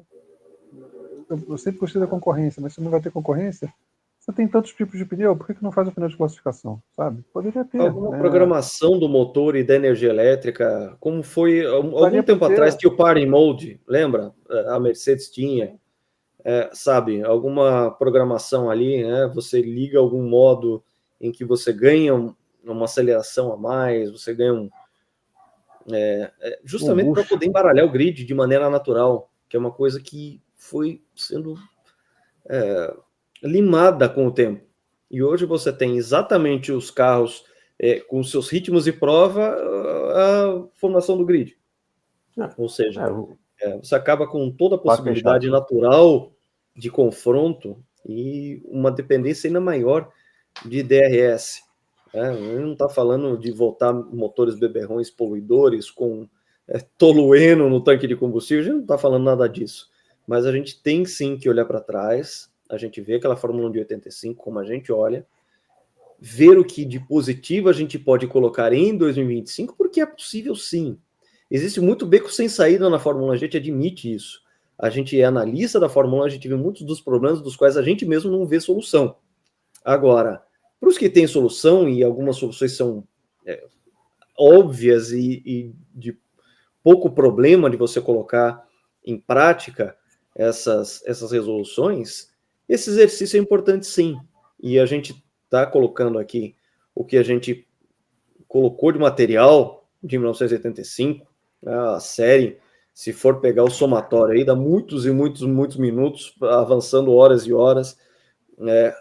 O prólogo que a gente fez, esse epílogo que a gente está fazendo agora, ou seja, faz com que a gente possa pensar nessa Fórmula 1 do presente e, ao mesmo tempo que a gente não tem esse deslumbre, a gente vê coisa errada do que acontecia lá atrás, a gente tem que olhar para a Fórmula 1 atual e falar assim, olha, o que tem de errado e que a gente pode tirar lá de 85, o que a gente pode ver de uma Fórmula 1 de 40 anos atrás e que ainda seria muito interessante a gente usar e repensar em cima e reinterpretar isso para que a gente possa fazer da Fórmula 1, que continua sendo o auge do esporte a motor, continua sendo a categoria principal, a que atrai as principais marcas, os principais pilotos, o que todo piloto de competição, querendo ou não, almeja alcançar, que é a Fórmula 1, sabe? Essa ponte histórica tem que acontecer, porque a gente está falando de um esporte que é muito peculiar, porque esse binômio carro-piloto. E a gente tem, ao mesmo tempo que a gente tem gerações de pilotos surgindo, a gente tem muita tecnologia se sobrepondo e a evolução do carro é dramática. Não é como em outros esportes. O que evoluiu uma bolinha de tênis nos últimos 50 anos? O que evoluiu, sabe? Enfim, a bola do vôlei, o que mudou foi treinamento, condicionamento físico. Existem evoluções do esporte? Claro que sim, não estou negando isso. O que eu estou dizendo é que isso não é de maneira tão dramática quanto é um carro de competição, em que você tem tantas tecnologias se sobrepondo umas às outras e fazendo com que os regulamentos precisem ser de tempos em tempos revisados. Só que a gente propõe o quê? Um revisar de regulamento que seja feito com sabedoria, que leve em consideração, sim, o que foi feito lá atrás, para que a gente não caia nessa penca de problemas que a gente identifica todo fim de semana, que a gente faz análise de corrida aqui no GP Total. Tá? Então, portanto, fica aí essa reflexão. A gente traz essa Fórmula 1 do passado, é legal relembrar para quem viveu a época, é legal desfrutar, reconhecer, reinterpretar para quem gosta dessa época. Eu mesmo não vivi essa época de 1985, fui acompanhar um pouco depois a Fórmula 1, mas tem muita gente que gosta da história e o esporte é feito de histórias. É um assunto, uma editoria que você olha para trás e você vê um vasto campo cheio de histórias para serem reveladas. E histórias que podem ser pensadas e trazidas para o presente em forma de uma reinterpretação, de uma forma de dizer, olha, a Fórmula 1 teve dias incríveis, a Fórmula 1 viveu, sim, uma era de ouro, quando você tinha esse equilíbrio entre amadorismo e profissionalismo. Tá? E que lições a gente pode trazer para hoje? Eu não vejo essa discussão feita de maneira séria pela própria Fórmula 1, pela Liberty Media, na figura atual do líder da Liberty Media, não vou aqui citar nomes, mas a gente vê uma Fórmula 1 que, de alguma forma, tristemente não dá muita bola para o passado, porque parece que o passado não vende bem, sabe? É o passado, esse passado cheio de carros inseguros, cheios de marca de cigarro. O que a gente vai tirar de lição de lá? A gente é uma sociedade melhor agora, a gente é mais tecnológico, a gente é mais conectado, etc, etc. Quem faz isso, claro, no meu ver, está cometendo um erro crasso fazendo isso, relegando esse passado a um passado distante e sem tirar lição. Isso é muito importante. Queria encerrar passando a bola para o Márcio, porque ele tem uma novidade muito importante, vai falar aqui, vamos dar um fecho aqui para 1985, e você que acompanha até agora, a gente tem uma baita novidade para contar. É justamente isso, você parece estar lendo meu pensamento, né? A gente está com 1h33, quem chegou até aqui ganha de prêmio uma boa notícia, uma notícia espetacular, e ajuda a gente a divulgar, a preparar. Na semana que vem, a gente está com material que a gente já gravou, uma entrevista exclusiva do GP Total, do História Esporte, porque fomos nós e o Marcel Pilate também, com o Stefano Modena, que não costuma dar entrevista, né, famoso por haver uma escassez de entrevista com ele, e ele deu uma entrevista para a gente de 2h30, sensacional, maravilhosa, muito de verdade, história. Uma das maiores entrevistas que não só que eu já participei, mas que eu já vi na minha vida. Gente, fantástico, material assim, é um golaço que a gente conseguiu marcar, é realmente um material imperdível, para quem gosta de automobilismo, quem gosta de esporte motor, material imperdível. A nossa intenção é subir na próxima segunda-feira, já no dia 18 de agosto. Então, já ajudem a gente a fazer correr a notícia, que esse material vai estar disponível para vocês muito em breve aqui no canal. Aqui no História Esporte do Marcel Pilate, foi um trabalho em conjunto. É a segunda vez que a gente faz isso, a gente fez isso com a entrevista com o João Ramírez. E essa entrevista, realmente, quando eu acabei, eu estava com o corpo tremendo, estava com adrenalina, porque é imperdível. Ajudem a divulgar, ajudem a gente. Pedimos ajuda de vocês, que não tem medo de ver um vídeo longo, ficam até o fim. essa entrevista, 2h30 com o Stefano Modena, isso não existe na internet mundial. Não existe em texto escrito, não existe em vídeo, não existe nada disso. Sensacional, realmente. É um prêmio para quem está aqui com a gente. É uma alegria nossa poder dar de presente para quem tem sido fiel aqui com a gente, tem remado contra o algoritmo, quem não tem medo de ver um vídeo longo. Olha, vocês não perdem por esperar o que vem aí. É fantástico. A gente fez a entrevista só para contextualizar. O Modena pilotou na Fórmula 1 de 87 a 92, né? Falou muito do seu tempo de kart, falou das fórmulas menores, o que ele fez depois da Fórmula 1, muito caso sobre Fórmula 1, seus tempos de Brabham, tempos de Jordan, Tyrrell também, falando da Tyrrell Honda, sabe? E o que acontece? A gente está legendando isso, a entrevista foi feita toda em inglês, a gente fez uma introdução em português e toda a entrevista feita em inglês, então a gente já está fazendo ali toda a legenda para que isso possa ser acompanhado não só para quem está lá fora, afinal de contas a entrevista foi em inglês, como também ter todo o suporte aqui para que os fãs possam assistir a entrevista legendada, possam curtir esse material que é sem precedentes a respeito da carreira do Stefano Modena. É uma coisa muito legal para quem gosta dessa Fórmula 1 do fim dos anos 80, começo dos anos 90, e para quem gosta do esporte, porque ele se mostra um cara absolutamente apaixonado por correr. Tá? Não vou dar spoiler aqui, mas assim, foi uma entrevista muito bacana, porque foi uma entrevista de coração. Ele fez essa entrevista de peito aberto. E é uma coisa que a gente não encontra esse material na internet. Então a gente já pede para que você que acompanha a gente, você que rema contra o algoritmo junto com a gente, possa divulgar que a gente fez essa entrevista. Essa entrevista vai para o ar na semana que vem aqui no canal do GP Total. Claro que a gente vai colocar também nas nossas mídias sociais, mas desde já eu peço a ajuda de você que está acompanhando aqui com a gente, para que você possa espalhar, falar assim, olha, tá vindo aí mais uma grande entrevista do GP Total, a gente que já fez várias, a gente, aliás, está para fazer uma transiçãozinha ali dentro do canal, youtube.com/GP Total, a gente vai fazer uma playlist só com as entrevistas, a gente entrevistou tanta gente boa, a gente fez duas lives com Raul Boesel, Maurício Sandro Sala, a entrevista do Francisco Santos foi super legal também, entre tantas outras que a gente fez, a gente até perde a conta aqui, os nomes que a gente colocou, e agora a gente vai colocar mais essa